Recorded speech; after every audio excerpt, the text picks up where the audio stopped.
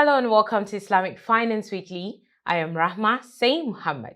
Today we'll be understanding the dynamics of Mudarabah, which is profit sharing. And joining us virtually today is Toyin Kekere-Ekun, the Chief Executive Officer, Lotus Financial Services. Assalamu alaikum, ma'am. Welcome on the show.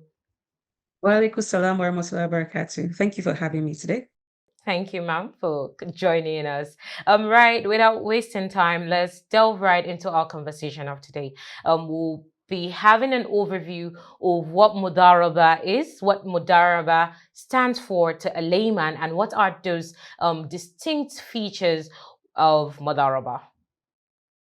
Okay, so Mudarabah, right, basically means partnership. So it's a situation where one party, known as the person that brings capital, also called the rubber mal, and you have another party who is the expert, right, who is called the Mudarib.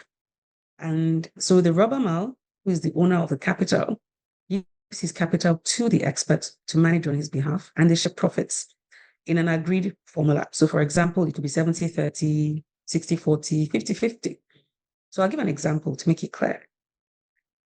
So the owner of capital could give the expert 100,000 naira, for example, and the expert makes 10,000 naira. So if they have an agreed formula of 70-30, that means that 7,000 naira goes to the owner of capital and 3,000 naira goes to the expert. And so they also agree on losses. And in this case, losses are borne by the person that brings the capital. So that's basically Mudarabah in a nutshell. What makes this interesting is that it forms a fundamental of fund management. So it creates a basis where you can have collective investment schemes managed the halal way. You can have private accounts managed the halal way. So it helps, it helps you to grow your wealth in line with your values. It creates a financial independence. That's what you're. All right. Thank you so much, ma'am, for that introduction. So now let's talk right about the Sharia principles guiding Mudarabah, Islamic finance instruments. What are those Sharia principles? What are the laws and ethics guiding Mudarabah? Okay. So Mudarabah is actually one of the simplest products you have in Islamic finance.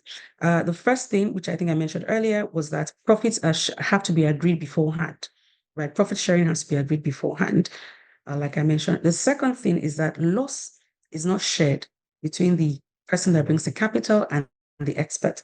Loss is borne by the person that's the capital only. However, if it's determined that there was negligence on the part of the expert, then he becomes liable or she becomes liable. Another thing is that you can't guarantee profits. So you can have a targeted return, but you can't guarantee profit. It's not Sharia compliant to actually guarantee profit. But of course, as a fund manager, you have to ensure that you manage the funds properly so your clients keep coming back. You make money for them so they keep coming back.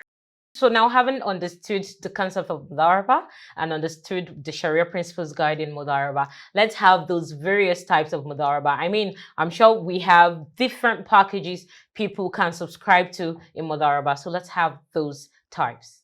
So you have unrestricted Murabaha. So in this case, the Murabaha, the person, the Rabamal, who is the person that brings the capital, in this case, we're talking investors here, they cannot specify what they want the expert to do with the funds. So this is really the basis of collective investment schemes where you have mutual funds and you have a couple of people coming together in a pool managed by an expert. And, the expert gives them returns at the end of the period. Then you have on a restricted Muraba. In this case, the owner of the funds can specify the type of investments they want, the kind of portfolio they want. And in this case, that's why you have maybe private accounts which have larger funds. And, so they agree on, okay, these are the investments I want, and they agree on profit and loss sharing. And that's how that goes. And another thing is that what this helps is that for the collective investment schemes, fund managers can now create different types of products. All right, thank you, ma'am. We can hardly talk about Nigeria or finances without talking about financial inclusion, because I mean Nigeria is, in a very critical state of low financial inclusion. How will Mudarabah help, or how will Mudarabah bolster financial inclusion in Nigeria? 70 years ago, is when Lotus Capital started operations. And before then, there were no halal funds, right? So in 2008, the first halal investment fund was actually created. And the structure is Mudarabah. What that did is that it created an avenue where people could actually invest in line with their values. Before then, people were just putting their money in current accounts because there were no structures for them. They couldn't buy treasury bills, they couldn't buy bonds, they couldn't buy, the only thing available was shares, and they're not experts in that. So, what that does is that, you know what? Let's create mutual funds where you can have lots and lots of people bring their money together, and an expert is there to manage it. SEC-registered expert is there to manage it for them on their behalf. And you have, and over the last, couple of years, you've had so many funds coming up, in different parts of the country. And you have, so you have your balance fund. Your balance fund, is structured in such a way that you have a diversified portfolio according to your own um, financial objectives. You can have structured funds, fixed funds that are, less risky, medium risk, that are tailored towards your own shorter term investment outlook. So what that does is that it allows more people to invest, to grow their wealth by professionally managed people, which we didn't have before. Yes. Okay, thank you so much for that. Lotus Capital recently released its waqf endowment funding instrument, which when I read it said it will help tackle key societal problems. So what can you tell us about that? What can you tell us about waqf endowment and how is it going thus far? Okay, so thank you for that. So Lotus launched a WAF endowment fund just this month, right? And the thinking behind that was that we have so many charities, and it will be a good idea to actually have a charity that keeps on giving even beyond your lifetime, right? There's what we call the Sadaqatu Jariyah, which is continuous charity. So if we thought, how can we make this more structured and professionally managed? By the way, it's a first SEC-registered endowment fund, right? So what this does is that, again, it's a mutual fund. Again, it's structured around Mudarabah, and it allows people to continuously give charity even beyond their lifetime. And these funds are invested by the fund manager, and the profits on the fund are now used towards qualifying charitable objectives, such as you have education, you have health, you have social and family welfare, you have economic empowerment. Right? I believe that this is like the legacy fund where you have institutionalized charitable giving. Right.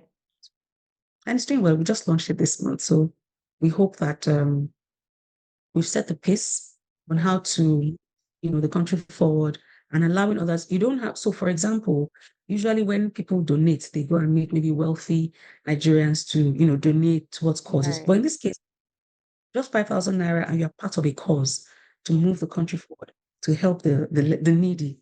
So that's another advantage. And then you can invest for yourself, you can invest for your parents, whether they're living or non-living, deceased relatives that you love, that you want to give them, for them to have their own Sadaqah Jariyah. You can invest for anyone, really. Yes. All right.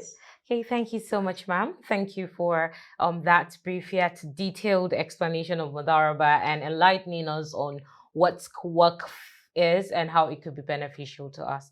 Thank you so much for your time, ma'am. Very much. It's been a pleasure. Yes, thank you.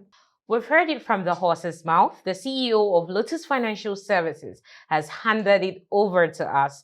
I hope at the end of this episode, you're able to understand what Mudarabah is and how you can benefit from this instrument of Islamic finance. And you have a knowledge of what waqf is and how it could be beneficial to you and, the general public. Well, with that, I say, don't forget to keep it to date with us next week on the program. Follow us on all our social media platforms displayed on the screen.